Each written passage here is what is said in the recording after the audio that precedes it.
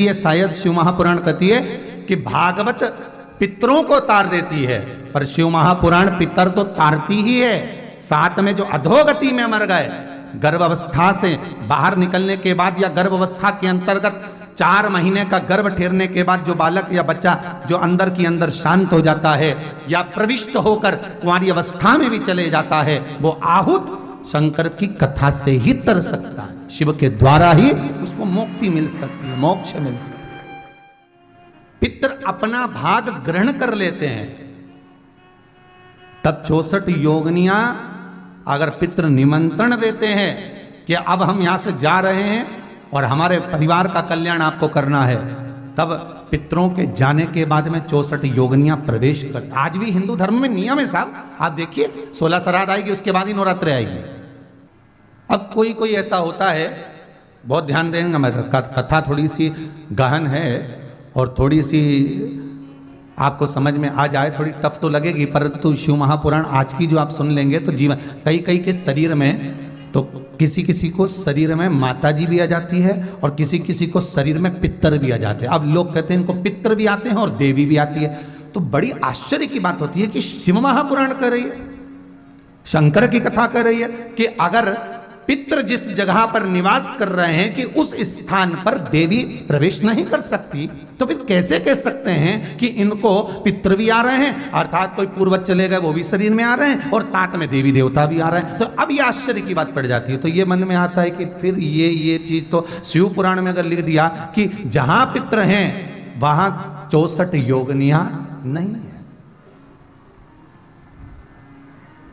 वहां 64 योगिनियां नहीं, और जहां पर 64 योगिनियां हैं वहां पितर नहीं है, पितर नहीं है।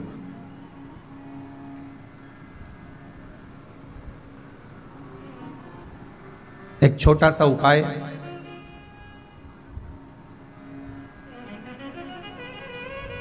अवश्य करिएगा। मान लो कि आपको लग रहा है कि आपके घर में पितृदोष है, आपको ऐसा महसूस होता है,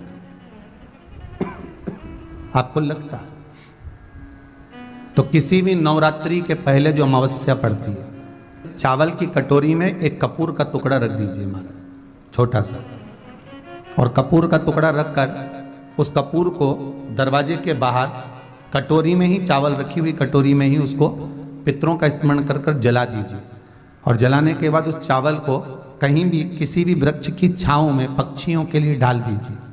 शिव महापुराण की कथा कहती है अगर मान लो पितृ आपको कष्ट दे रहे हैं, पितृ आपको तकलीफ दे रहे हैं, कोई काम नहीं होने दे रहे हैं, या कहीं आपको ऐसा लगता है कि पितरों का दोष है, तो वो पितृदोष देवी, अब ये जो आप करेंगे ये कब कर रहे हैं? अमावस्या के दिन आप उसको रख रहे हैं, अमावस्या के दिन उसको रखकर रात भर आपने रखा कपूर के साथ में, सुबह एकम पड़ गई, नवरात्रि लग गई, उसी दिन उसको जलाकर आपने पटक दिया, अर्थात उससे देवी और पितृ इन दोनों का आशीर्वाद जो प्राप्त होता है, तो घर में से पितृदोष समाप्त होकर लक्ष्मी की वृद्धि प्रारंभ हो जाती है, कार्य में सिद्धता आ जाती है। आपको कभी कभी लगे कि मेरे ऊपर पितरों का पितृदोष लगा हुआ है या पितरों का श्राप लगा हुआ है, या हमारे यहाँ पर लोग अधोगति में ज़्यादा मर जाते हैं, हमारे यहाँ ये काम ज़्यादा हो जाता है, तो निवेदन है, श्राद्ध पक्ष चल रहा है, प्रयास करिएगा, एक चावल की कटोरी में, कटोरी के अंदर थोड़ा सा चावल रख लीजिए कच्चा, उस चावल की कटोरी में एक बेलपत्र, थोड़ी सी दुर्वा बांधकर पानी का मटका, परिंडा या जहाँ अपना रसोई घर में जल रखते हो, उस कटोरी को वहाँ पर 2 दिन 3 दिन तक रख दो। वैसे तो 16 दिन रखो ज़्यादा अच्छा था, पर जो दिन अपने को मालूम है 2-3 दिन उसको रख दीजिए। घी का दिया लगाइए। 3 दिन के बाद में उस दुर्वा को, उस बेलपत्र को शिव बाबा को ले जाकर समर्पित कर दो। चावल पूरे घर में घुमाने के बाद चिड़िया को या नदी में या किसी जीव को प्रदान कर दो। महाराज, पितृदोष के निवारण का सुंदर तरीका। पितृदोष के 3 लक्षण हैं। कितने लक्षण हैं? 3। पहला, 1 रुपया कमाओ, 1.25 रुपया खर्च हो, घर में पैसा आए और टिके नहीं, कहीं कुछ में लग जाए, कहीं कुछ में लग जाए, समझ लेना पितृदोष। दूसरा, घर में कोई ना कोई बीमार पड़ा रहे, एक ठीक हुआ, दूसरा बीमार, दूसरा ठीक हुआ, तीसरा बीमार, कहीं ना कहीं डॉक्टर में रुपया लग रहा है, समझ लेना पितृदोष। तीसरा, घर में 5 लोग अगर रह रहे हैं, 4 लोग रह रहे हैं, 10 लोग रह रहे हैं, 15 लोग रह रहे हैं, घर में जितने लोग रह रहे हैं, जरा सी चीज के लिए पानी गिर गया तो उस पर खटर फटर, जरा सी कटोरी गिर गई उसके पीछे बहसबाजी, चद्दर बिगड़ गई उसके पीछे बहसबाजी, जरा सी बात में जिसके पीछे खींचातानी चालू हो जाए, क्लेश चालू हो जाए, समझ लो पितृदोष है। ये 3 लक्षण पितृदोष, ये 3 लक्षण पितृदोष के बताए। तो महाराज क्या करना चाहिए अगर पितृदोष है और उससे निवारण करना है, शांति पाना है, तो क्या करना होगा?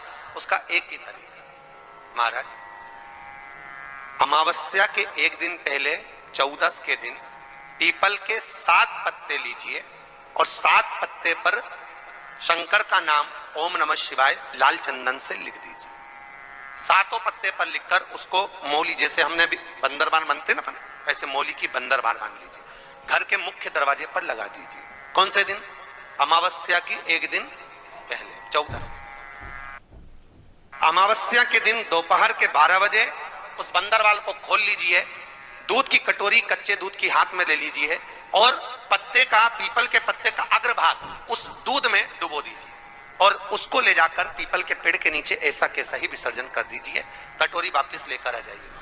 मात्र 2 अमावस्या करोगे, आपके घर का पितृदोष समाप्त होगा, लक्ष्मी बढ़ेगी, घर से रोग समाप्त होगा और घर में प्रेम बढ़ेगा।